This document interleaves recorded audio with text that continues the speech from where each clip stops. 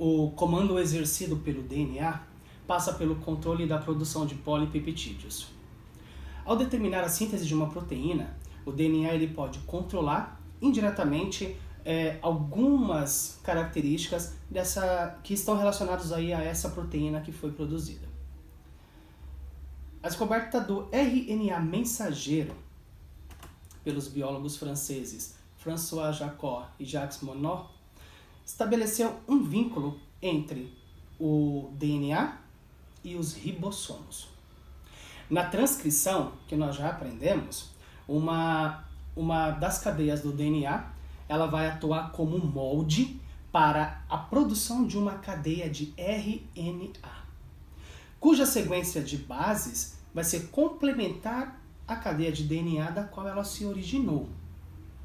A sequência de bases, então, desse RNA mensageiro vai determinar a ordem com que os aminoácidos irão se ligar para produzir, então, aí uma proteína.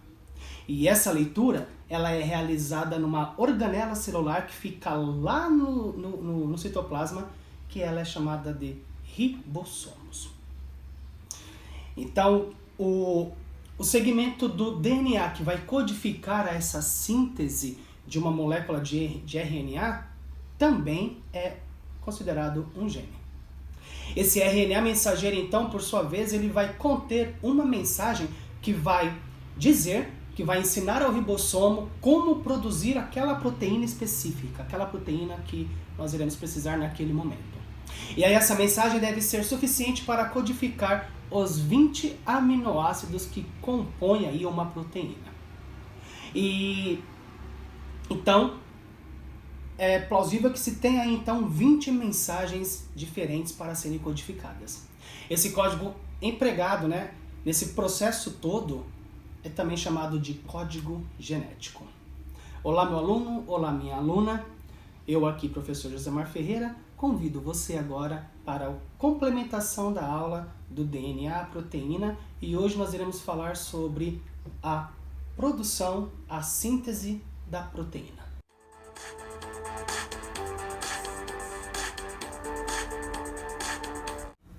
No início da década de 60, foi demonstrado que cada aminoácido é codificado por uma trinca de bases.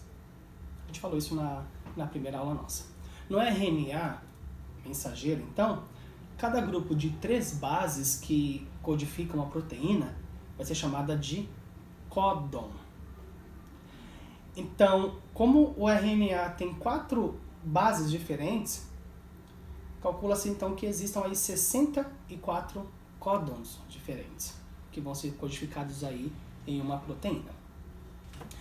O bioquímico estadunidense Marshall Nirenberg, ele vai observar que quando ele mistura extratos de bactérias do gênero Escherichia coli com diferentes RNAs, com RNAs de diferentes origens, ele vai perceber que os ribossomos começam a produzir proteínas, mesmo que esse material genético seja diferente. Ele vai observar também que até o material de alguns vírus eram traduzidos pelos ribossomos das bactérias. Outra observação muito importante foi a de que ribossomos de diferentes origens, traduzindo o mesmo RNA mensageiro, produzem a mesma proteína. Assim, então, ele vai verificar que o código genético é mais ou menos universal. Ou seja, em outras palavras, os mesmos códons em diferentes organismos codificam os mesmos aminoácidos. Porém, algumas exceções estão inseridas também nesse contexto. Por exemplo, ribossomos que estão inseridos em mitocôndrias, em cloroplastos e ribossomos de alguns protistas, eles vão codificar aí então aminoácidos diferentes. Os seus códons serão lidos de maneiras diferentes, tá? Nirenberg, então, ele vai começar a decifrar o código genético ao produzir uma cadeia de RNA mensageiro utilizando apenas a uracila nucleotídeo, que ficou conhecida mais tarde como poli-U. Por quê? Por que poli-U, porque era uma cadeia que tinha 3 uracilas. Então, U e U. E aí, essa cadeia, em contato com os extratos celulares da Escherichia coli, produziram um polipeptídeo, que era formado exclusivamente pelo aminoácido chamado fenilalanina. Com esse experimento, Nirenberg vai chegar à conclusão que o códon UUU, né, 3 uracilas, vai estar relacionado com a produção da fenilalanina. Um pouco mais tarde, houve um detalhamento do trabalho de decifração desses códigos genéticos, né, dos outros 63 códons. E aí a conclusão foi a seguinte: dos 64 códons que existem, 61 vão codificar aí os 20 aminoácidos existentes. Pode ocorrer que códons diferentes podem aí sintetizar o mesmo aminoácido. E aí desses 64 códons, 3 não vão produzir nenhum aminoácido. São eles. São as 3 trincas, né? UAA, UAG e UGA. Essas 3 trincas são consideradas então como stop códon, como se fosse um sinal, uma pontuação, indicando que naquele momento aquela síntese polipeptídica ela termina. Então por isso que é chamado de stop códon, ele para a produção da cadeia polipeptídica. Falamos da história, então agora vamos entender mesmo como que acontece essa codificação, como que acontece a tradução. Para falar de tradução, eu tenho que apresentar para vocês os ribossomos, que é a organela onde toda a produção acontece. Então, essa produção de proteínas, ela é realizada diretamente nos ribossomos. Os ribossomos são constituídos de 2 subunidades de tamanhos diferentes. Ele é formado por RNA ribossômico e proteínas. Grotescamente, a gente pode falar que o ribossomo lembra um pouquinho o número 8. Nas células procarióticas, o ribossomo está disperso no citoplasma, enquanto nas células eucarióticas, eles se encontram aderidos à face externa do envoltório nuclear e também na face citoplasmática da membrana do retículo endoplasmático, formando então assim o retículo endoplasmático granuloso, que é muito desenvolvido em células que produzem proteínas para exportação, ou seja, são proteínas que vão ser utilizadas fora da célula. Também existem ribossomos que estão livres aí, dispersos no citosol. Esses ribossomos, eles são especializados em produzir proteínas que vão ser utilizadas pela própria célula. E aí ele vai estar relacionado com o crescimento celular e com as enzimas intracelulares. O início de tudo, o primeiro passo para a produção de uma proteína nas células eucarióticas, acontece lá no núcleo. A molécula do RNA mensageiro é produzida quando ela transcreve a sequência de bases que está na cadeia do DNA. E aí, pelos poros do envoltório nuclear, esse RNA mensageiro sai do núcleo e vai agora para o citoplasma. Lá no citoplasma, esse RNA mensageiro ele vai se ligar aos ribossomos e aí vai dar a origem à tradução. Vai dar origem agora, então, à produção dessa proteína. E a produção dessa proteína, ela vai ser baseada na leitura aí das mensagens que existem, né, que estão codificadas nesse RNA mensageiro. Durante essa tradução, durante essa produção de proteína, um ribossomo vai se deslocar ao longo dessa fita de RNA mensageiro. E aí, a cada sequência de 3 bases, uma molécula do RNA transportador, com um aminoácido preso a ele, vai se ligar momentaneamente ao códon pelo anticódon, que nada mais nada menos é do que uma sequência de 3 bases complementares às do códon. E aí, esses ribossomos eles vão percorrer os códons até que a proteína esteja totalmente finalizada, totalmente pronta. E assim que um ribossomo ele desocupa os primeiros códons, outro ribossomo vai se ligar a esse RNA mensageiro, iniciando aí o seu movimento. Pode acontecer de ter vários ribossomos ligados à mesma molécula do RNA mensageiro, ao mesmo pedacinho do RNA mensageiro. Nesse caso, nós teremos um polissomo ou um poliribossomos. Dependendo da célula que eu estou estudando, que eu estou codificando, essa formação de proteína pode acontecer em lugares diferentes. Então, se eu estou falando de uma célula eucariótica, por exemplo, a transcrição vai acontecer lá no núcleo dela e a tradução vai acontecer aí, então, no citoplasma, em lugares específicos do citoplasma. Se eu estou falando de uma célula procariótica, por ela não ter envoltório nuclear, por ela não possuir núcleo, tanto a tradução quanto a transcrição vai acontecer então no citoplasma. Aí eu vou projetar uma tela para vocês agora, que vai didaticamente explicar como isso acontece e como que a proteína ela foi formada e qual aminoácido que está sendo formado ali naquele momento. Além de também introduzir para vocês o conhecimento dos introns e exons. Bom, para entender a tradução, preste atenção nessa tela. Eu vou trazer aqui para vocês um exemplo prático, tá? Todas as imagens que vão aparecer nesse slide, elas foram captadas pela internet, tá? Então, da internet. Então, a primeira coisa, para eu conseguir traduzir uma sequência de aminoácidos que estão no RNA mensageiro, né? Eu preciso de ter esta tabela. Essa tabela ela é de fácil acesso na própria internet ou no seu próprio livro didático existe ela. Percebam que ela é dividida por 3 cores, o vermelho ali, o azul e o verde, no caso dessa tabela. E cada cor vai significar uma coisa, vai representar uma coisa. Então, na primeira fileira ali, na vermelha, eu tenho a primeira letra da trinca de bases que vai aparecer para vocês daqui a pouquinho. Na parte azul, eu tenho a segunda base. E na parte verde, eu tenho a terceira base. Bom, com esses dados, eu consigo então agora tentar entender como se forma um aminoácido, como se vai formar uma proteína.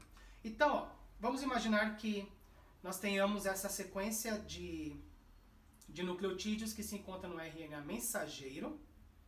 E aí ele está passando agora pelos ribossomos, no meio das duas subunidades. E aí percebam que vem um RNA transportador. E esse RNA transportador, ele coloca o aminoácido correspondente ao RNA mensageiro. Ele complementa a sua fita. E aí nesse caso, nesse exemplo, nosso RNA mensageiro ele possui 8 códons. Vamos tentar então dar o nome de alguns desses códons aí. A gente vai até o terceiro, porque a partir do quarto, quinto, sexto, sétimo, oitavo, vai ficar fácil para vocês, eu tenho certeza disso. Então, olha só. Observe o nosso primeiro códon ali, a trinca que ele possui. A trinca, então, é AUG. A de adenina, U de uracila e G de guanina. Eu tenho duas maneiras de identificar e descobrir o nome desse aminoácido. Primeiro, eu vou seguir aquela tabela de cores. Então, eu vou pegar a minha primeira letra, que é o A, que é a adenina, e eu vou procurar ela lá na linhazinha vermelha, onde está o A. E aí eu chego a essa conclusão. Então, a primeira coisa que eu posso concluir é, o meu aminoácido só pode ser a isoleucina ou a metionina. Ela se encontra dentro desse quadrante, nessa linha do A. A minha segunda letra lá do códon é o U, é a uracila. Então eu vou pegar na minha segunda base, lá na faixa azul, e aí eu percebo que a uracila se encontra na primeira coluna. Então o meu aminoácido vai estar ali, naquela primeira coluna e na terceira linha. Agora eu vou pegar a terceira base, que é a guanina, que é a letra G, e vou procurar na minha linhazinha verde, e aí eu chego a essa conclusão, que ele está ali. Então se eu traçar uma linha reta no G até a letrinha A da primeira base, eu vou chegar na metionina. Percebam que ali na tabela está escrito que a metionina é um start codon. O que é um start codon? Toda proteína vai começar pelo aminoácido metionina. É essa sequência que vai gerar aí uma proteína futuramente. Então essa é uma das maneiras de eu descobrir. Eu vou identificando aonde se encontra cada letra e por tabelas e linhas eu descubro o nome do meu aminoácido. Se a minha terceira linha aqui, se a minha terceira base fosse a letra U, por exemplo, eu teria a isoleucina. Vamos para o segundo códon agora? No segundo códon eu tenho uma trinca de uracilas. Olha lá, 3 uracilas. Se para você ficou difícil achar pelas letrinhas, é muito simples agora. É só eu procurar na tabela justamente onde está escrito U, U e U. E aí eu chego, ó, lá em cima. Ó. Uma trinca de U vai me gerar a fenilalanina. Então não é tão difícil. Você tem duas maneiras de identificar e tentar descobrir como que é dado o nome. Agora, e a terceira trinca ali, ó? GGA. Guanina, guanina e adenina. Eu vou dar para vocês um tempo para vocês descobrirem que aminoácido é esse. O tempo acabou. Esse aminoácido, se você prestar atenção ali na última coluninha da nossa tabelinha, ele é a glicina. Galera, e assim vai. Tá? Porém, tem um detalhe aí, tá? Antes de chegar nessa fita de RNA mensageiro, vai acontecer um processo todo que vocês vão entender agora. Então, olha só. Eu tenho ali em cima, né? O meu DNA, que vai se formar no RNA, que depois vai virar um RNA mensageiro. E percebam que tem nomes estranhos ali, né? Exon, intron, em vários setores ali possuem esses nomes, né? Então, o que são exons e introns? Exons e introns são é considerado a parte da fita que vai produzir ou não a minha proteína. Né? Vai produzir ou não. Então, é uma sequência que pode ser retirada. Se ela não produzir nada, ela vai ser chamada de intron. E aí ela vai ser retirada. Tá? Então, os introns, eles não codificam proteínas. Eles são eliminados aí do meu RNA mensageiro. Tá? Os exons, eles são formadores aí da proteína, então eles vão continuar. Tá? Esse processo é chamado de splicing. Então, olha só. Até pouco tempo atrás, pensava-se que os genes celulares eram compostos por arranjos contínuos de nucleotídeos. E aí, em 1977, descobriu que a existência de genes que eram chamados de interrompidos. Então, assim, quando se olhava o DNA, percebia que o gene possuía mais nucleotídeo do que aqueles que eram encontrados no RNA mensageiro. E aí era ou seja, tinha mais nucleotídeo no mensageiro do que no DNA. E aí viu que alguns não iam codificar proteínas. Hoje, sabe-se que esses transcritos primários de RNA, que é a nossa segunda linha ali, contém uma cópia de toda a sequência do DNA, que é a primeira linha, e algumas partes dessa sequência são recortadas. Pode perceber que a terceira, no mRNA mensageiro, ele já está menor do que a segunda, que é o RNA. Aconteceu aí o splicing, que é nada mais nada menos do que quando eu retiro os introns de um RNA precursor, de forma a produzir um RNA mensageiro maduro e funcional. Tá? Esse corte que é feito nos introns, né, do RNA mensageiro é um evento muito importante e que requer uma extrema precisão das enzimas envolvidas nesse processo. A falta ou o acréscimo de um único nucleotídeo em um exon, por exemplo, pode levar a uma alteração da fase da leitura e a produção de uma proteína completamente diferente da original. Nós vamos ter aí, então, as mutações genéticas. Quando se fala do DNA, não tem como deixar de falar de dois itens que são importantes desde quando o genoma ele foi descoberto, né? Ele foi codificado, na verdade, que são as mutações genéticas e as manipulações gênicas, né? Então, falando de mutação genética, a gente pode dizer que são eventos que são raros, tá?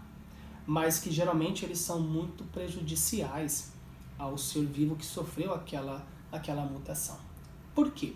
Porque ele pode gerar alterações grotescas, gigantescas aí no material genético.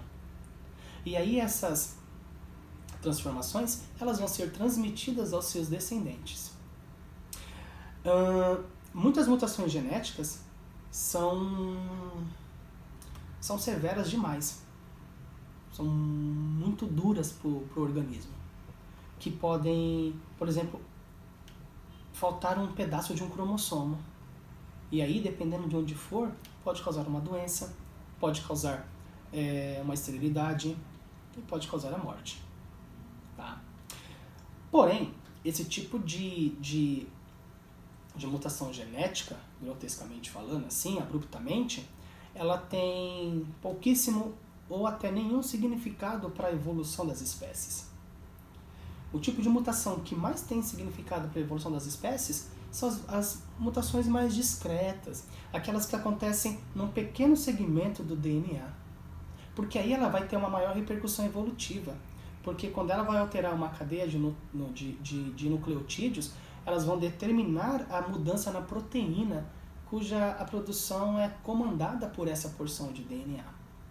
Se essa proteína for uma enzima, por exemplo, ou um hormônio, ou um componente estrutural das células, elas deverão ter características diferentes na sua composição. As condições de vida desse organismo que estabeleceu aí um critério de seleção natural é que vai determinar se essa alteração ela foi benéfica ou foi prejudicial.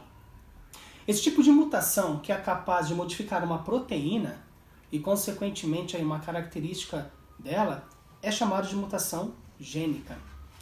A substituição de um nucleotídeo apenas por outro é menos prejudicial do que a perda ou do que a inclusão de um nucleotídeo. Tá? Então, se eu perder, por exemplo, se eu alterar uma trinca lá na minha sequência, na minha fita de RNA mensageiro, provavelmente só um aminoácido ele vai ser substituído. Agora, se eu perco toda aquela sequência da primeira trinca, a leitura dela vai começar a se iniciar pelo segundo nucleotídeo. E aí essa informação ela vai ser lida de uma forma errada. Esse tipo de mutação é a mais complicada que existe. E aí, para fechar nossa aula, vamos falar um pouquinho de engenharia genética, vamos falar das manipulações gênicas, né? E aí existem técnicas de manipulação que podem recombinar aí os genes, que isso é feito pela engenharia genética. E aí ele pode reformular, pode reconstruir, pode reproduzir, pode até criar novos seres vivos. As aplicações da engenharia genética, elas hoje conseguiram alcançar aí várias áreas, como a medicina, a agricultura, a pecuária. E aí, nessa conversa, se inserem aí os OGMs, que são os organismos geneticamente modificados. Esses caras são seres vivos que têm o seu material genético modificado de alguma forma pela engenharia genética, tá? E aí pode ser por alteração aí no próprio material genômico, né, no próprio DNA, ou pela inserção de outros genes nesses seres vivos. Quando eu tenho a inserção de outros genes, de outros seres vivos, nesses seres vivos, eu vou ter um ser chamado de transgênico. Esse cara que é o transgênico, ele vai apresentar modificações que no cruzamento tradicional ele não teria. E aí eu estou falando, por exemplo, de proteínas que às vezes, ou vitaminas que não existiam em algum alimento e foi codificado, foi colocado ali um gene que agora vai produzir, tá? Num exemplo bem grotesco assim, tá? Poderíamos colocar assim, por exemplo, uma banana geneticamente modificada, né, um transgênico, que agora ela tem um gene que produz, por exemplo, a vitamina C. Ela tem um gene da laranja que produziria a vitamina C. Então, bem grotescamente falando, para a gente conseguir entender como que funciona isso. Essa tecnologia do DNA, ela está sendo utilizada cada vez mais, principalmente nas aplicações médicas, né? No diagnóstico, no tratamento de doença, na produção de hormônios e outros produtos aí que possam viabilizar uma melhora, né, de vida do paciente. Essa manipulação genética, ela também acontece na agricultura, visando também, né, a melhoria da produção e da qualidade desses alimentos. O Brasil é um país que produz bastante soja transgênica, milho transgênico. Temos empresas aqui que são especializadas nisso.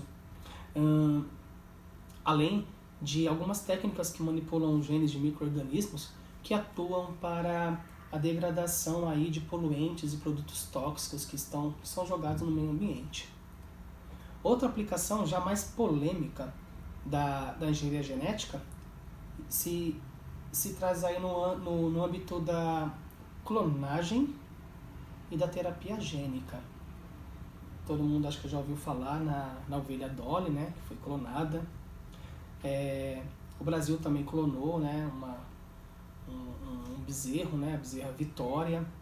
Temos a clonagem terapêutica, que ela é utilizada aí para a produção de órgãos para fins de diminuir a fila de transplante, né, que é muito pioneiro nas universidades, né, principalmente na Universidade de São Paulo.